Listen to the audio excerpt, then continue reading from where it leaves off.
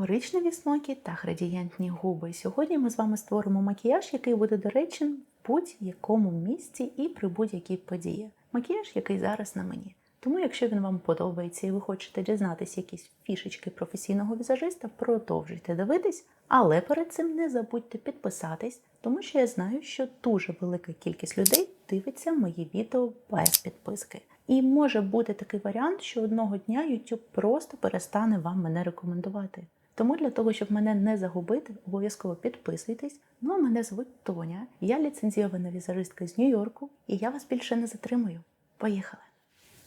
Тож, почати я хочу з очищення шкіри, прибрати весь мій ранковий догляд, пил, ну і взагалі все, що виокремила моя шкіра за цей час. Ну а далі я хочу нанести базу, яку я вам показувала в фаворитах за першу половину цього року. Вона в мене вже, бачите, майже все. Я дійсно її дуже добре розпробувала саме зараз, в той період, коли мені прям хотілося, щоб моя шкіра була максимально зволожена, максимально підготовлена, коли після ретиноїдів була сухість, і мені прям потрібно було щось, що дійсно працює. І от вона мене не підвела за цей час жодного разу. Вона така досить жирненька, тому я дуже добре її прям розподіляю. Та чекаю, доки не побачу по своїй шкірі, що вона в мене якби липка, але нема цієї надмірності. Да? Тобто я не відчуваю продукт вже на моєму обличчі, я відчуваю лише липкість. Така ретельна, добре зволожуюча підготовка для мене ще була важлива і тому, що далі в мене буде матова тональна основа. І я завжди про це кажу, але ще раз хочу наголосити, що коли ви користуєтесь матовими тонами, навіть якщо це м'який мат, обов'язково треба добре підготовлювати шкіру. Та в цілому шкіру треба підготовлювати завжди. Але просто саме матові текстури вам здатні підкреслити набагато більше моментів, які б ви не хотіли, щоб вони підкреслювали. І саме тому я особливу увагу приділила підготовці. Ну і у якості тону я буду використовувати матову версію від Mario. Вона мені дуже сильно подобається, не так як зволожуюча, але це така хороша, сучасна, достойна матова тональна основа. Коли я кажу сучасна, я маю на увазі, нещодавно ми з вами пробували тон від Селеночки Гомес, у вас тут буде посилання. І от ту формулу я не зовсім вважаю сучасною, вона для мене трошечки застаріла з тим, як вона себе веде.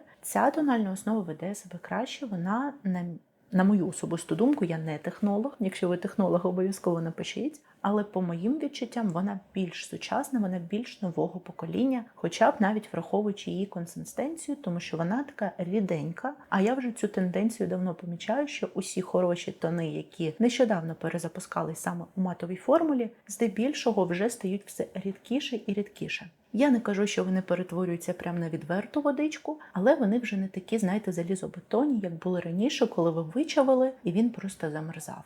Ні, сучасні формули трошечки більш рухливі.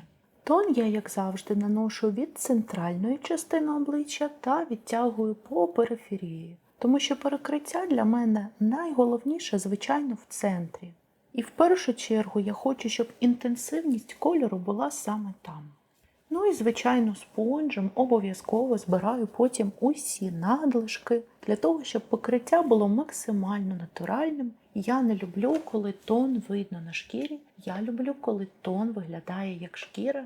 І цей тон, в принципі, вам дає таку можливість.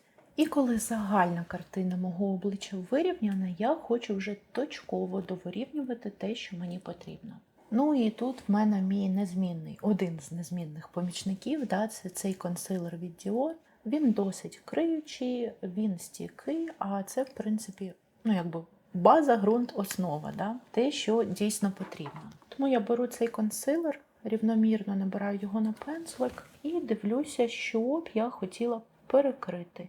Зазвичай я ось так пальчиками притоптую для того, щоб максимально натурально воно лежало з одного боку, а з іншого мало максимальне перекриття. Тому що все ж таки пензлик, спонжик і так далі, вони у вас забирають продукт, і саме пальцем ви можете добитись тієї щільності, яку б хотілося. І ось цим консилером, подивіться, дуже красиво це робити.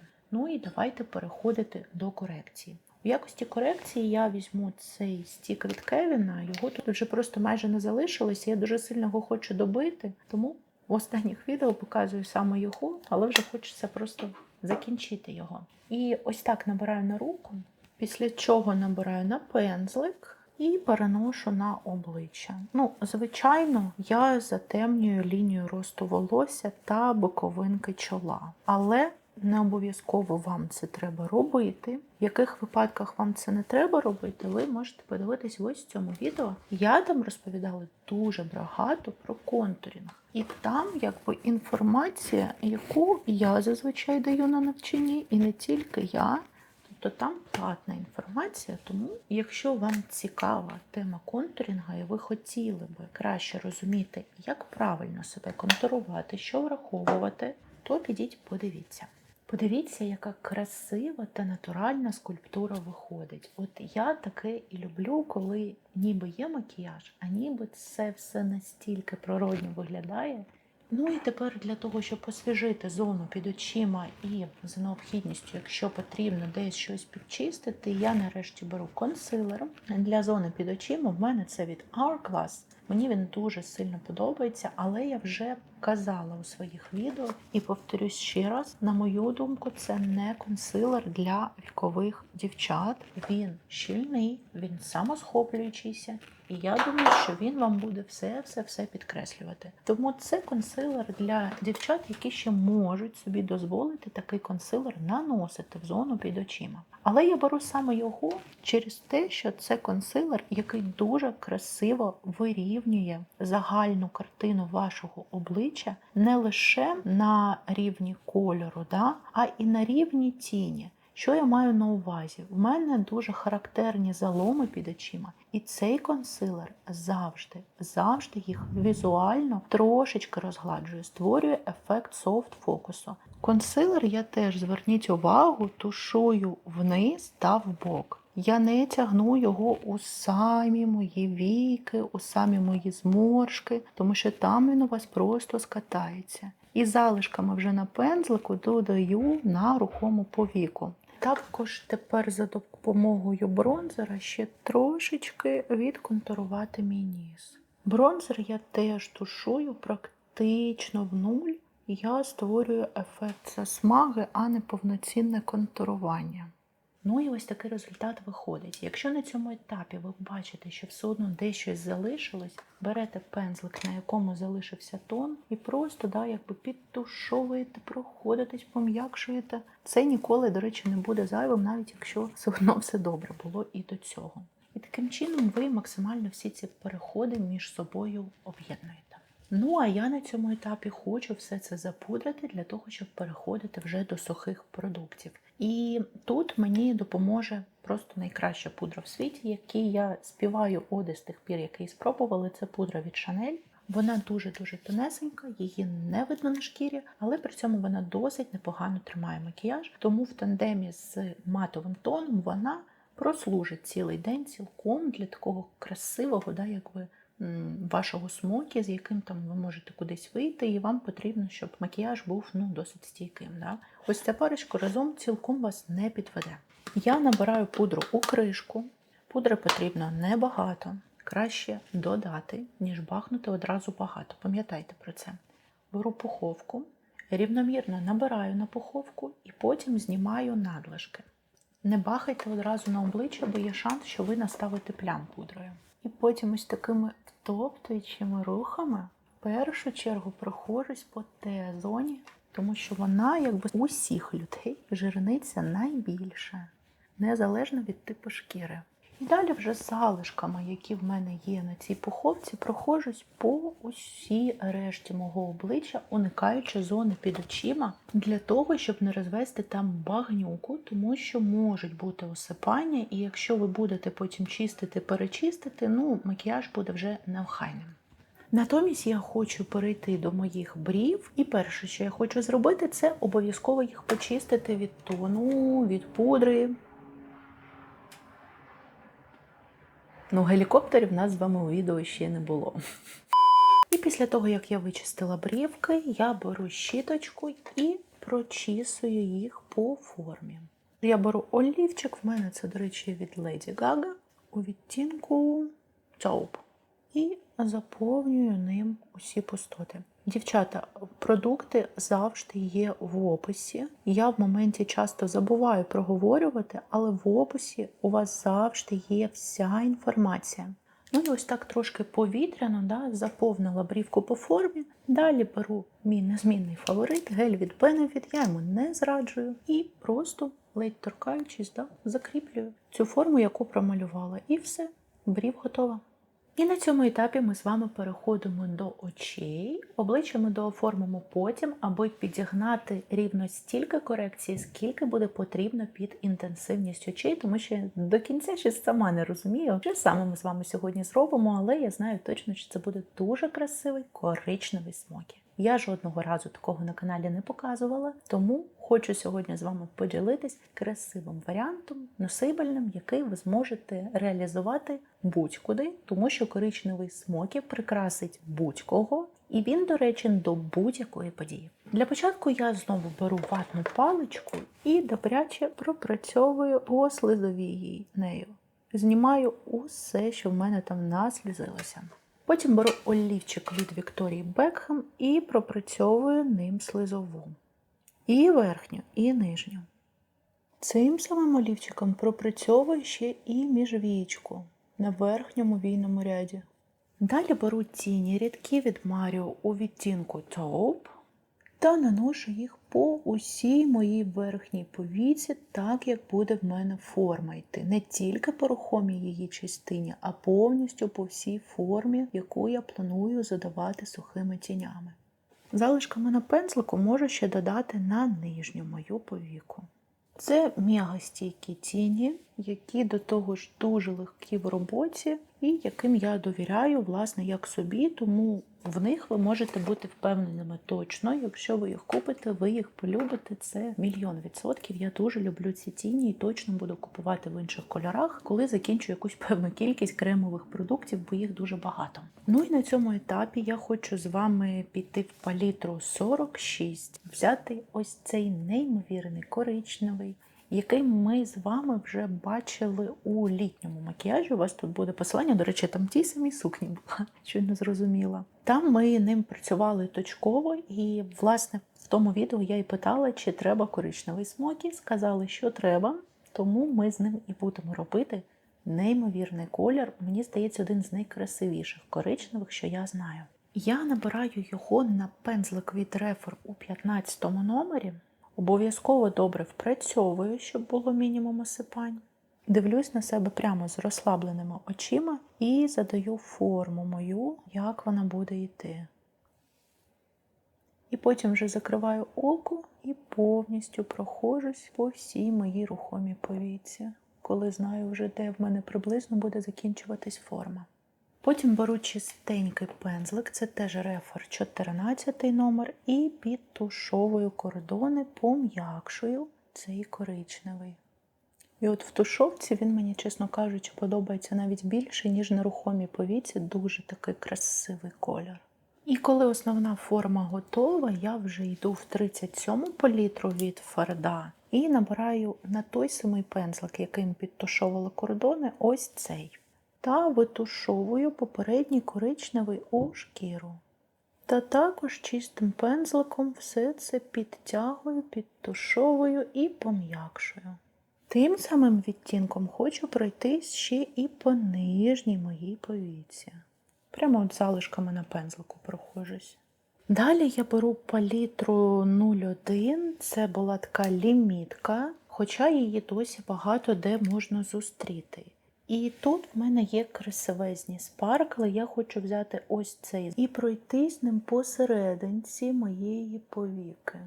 Це така гібридна трохи текстура, вона і не зовсім спаркл, але і не сатин. І за рахунок цього вона просто дає трошечки, знаєте, такого лоску тіням. Далі на невеличкий пензлик для деталізації я вже набираю ось цей найсвітліший і його додаю у самісінький кутик внутрішній, аби підсвітити його. І залишки можу трошечки відтягнути вгору. Після чого я беру чистий пензлик, беру ось таку палітру з пудрами від Hourglass І ось цим середнім по інтенсивності кольором я хочу пройтись по усім кордонам моєї тушовки.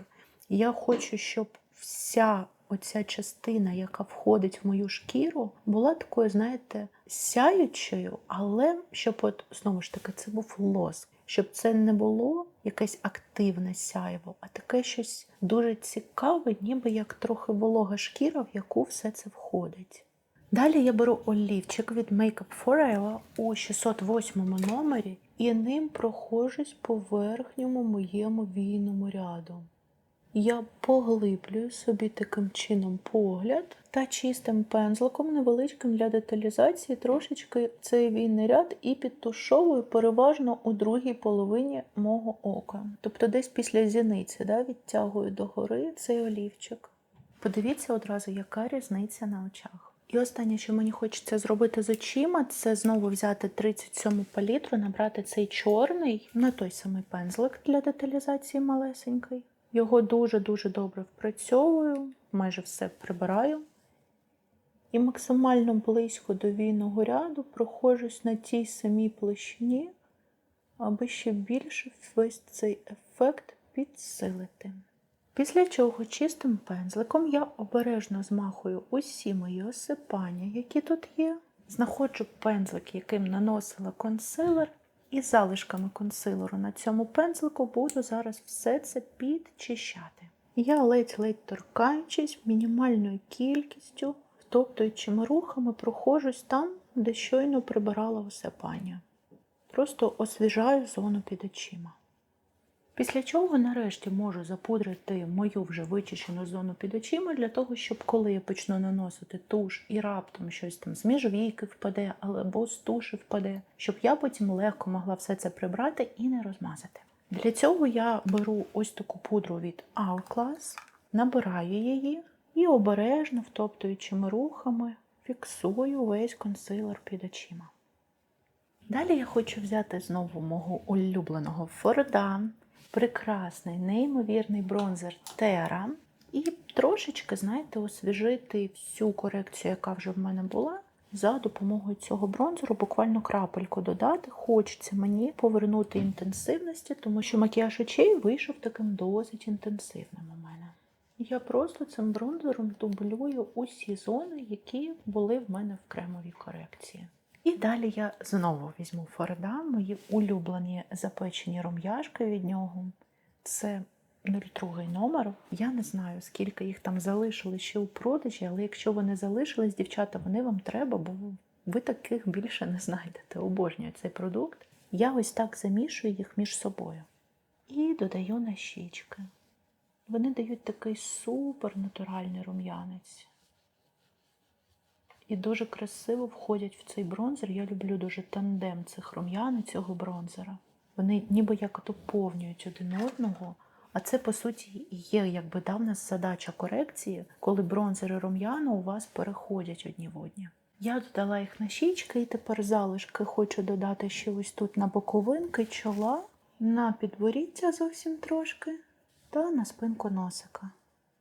У якості хайлайтера хочу взяти ось таку палітру від Hourglass і набрати з неї хайлайтер, який замішаю з пудрою ось так разом, для того, щоб він не був таким яскравим. Він такий прям золотий-золотий, мені здається, що він нам прям доповнить цей коричневий смокі. І вполіровую обережненько його в шкіру та відтягую підборівку. З залишками на пензлику хочу пройтись по кончику носика та ось тут над брівками. Далі я підкручую вії кьорлером та густо їх профарбовую. І коли вії готові, я хочу тепер трошечки ще витягнути оком. Для цього я беру ось такі війки.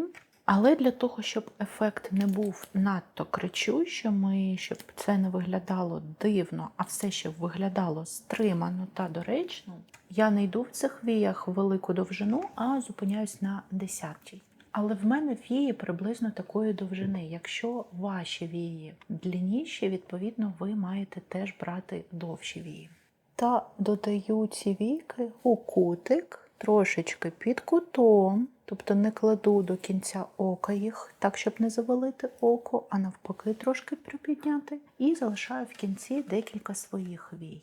Пучки клею максимально близько до власних вій, так, щоб вони прям лежали на моїх віях. Та максимально близько один до одного. Губи я, звісно, як завжди, не зволожнила. Не робіть так. У мене зараз, правда, буде зволожуюча помада, тому не так критично. Але якби була матова, було б критично. Я беру олівчик і галочку малюю прямо над моєю галочкою. І одразу підтушовую пензликом цю галочку. І так само йду по моєму анатомічному контуру, тобто по білій цій полосці, яка в мене на губі, і малюю верхню губу. Та так само тим самим пензликом відтушовую. Можу навіть трошечки пальчиком ще. Те саме я проробила і на нижній губі, і тепер беру інший вже олівчик у 606 номері, і ним заповнюю серединку моїх губ між попереднім олівчиком та моїми губами. Не дивіться, що зараз так трошечки бруднувато рот виглядає. Ми все це підчистимо. Тепер беру плоский пензлик, беру залишки мого тону і підчищаю все, що мені треба підчистити по контуру. І виходить в нас щось таке а-ля Гейлі Бібер або Ніна Парк, хоча поведінку Гейлі ми не схвалюємо, але от щось таке з натяком на її макіяж губ в нас вийшло. І тепер в самісіньку серединку я хочу ще додати помаду. У мене це Armani у 102 номері. Бачите, вона ще світліша і вона ще більше дасть цього градієнту. Тож, ось такий макіяж у нас з вами вийшов. Нетиповий для мене, скажімо, прямо макіяж губ. Я зазвичай настільки за лінію не виходжу. Але хтось з дівчат питав мене про градієнт, то вирішила в цьому відео показати ще і градієнт на губах. Тому що, хочеться вам постійно щось новеньке давати, щоб вам було цікаво дивитись. Тому обов'язково напишіть, як вам макіяж очей, як вам макіяж губ, як вам в цілому макіяж обличчя. Чи будете ви повторювати, чи надихнула я вас на коричневі смокі? Тому що коричневі смокі – це такий, знаєте, безпрограшний варіант. Коричневі, бронзові – це от завжди на всіх очах красиво. І це завжди доречно під будь-який одяг, під будь-яку подію, для будь-якої жінки. Тому мені цікаво, чи надихнув вас цей макіяж. Ну і дякую, що ви додивилися це відео до кінця. Також я попрошу вас залишити будь-яку активність, яку ви вважаєте це відео заслуговує. Лайк, коментар, репост. Для мене це дуже сильно важливо, тому що YouTube останнім часом заявляє відверто про те, що для нього найголовніше задоволеність користувача. І саме коли ви посилаєте йому сигнали, як от проголосувати за це відео, поставити лайк, написати коментар і так далі, ви даєте YouTube зрозуміти, що це відео достойно того, щоб його популяризувати. Для мене це дуже багато значить, і я дуже-дуже вдячна всім, хто підтримує мої відео, ви в самісінькому серденьку. Ну і навіть якщо ви це відео не підтримали, але досі на цьому моменті, вам я теж дякую. Ну і побачимось в наступних відео на моєму каналі в четвер та неділю. Обов'язково, до речі, напишіть, які б ще туторіали ви хотіли. І па-па!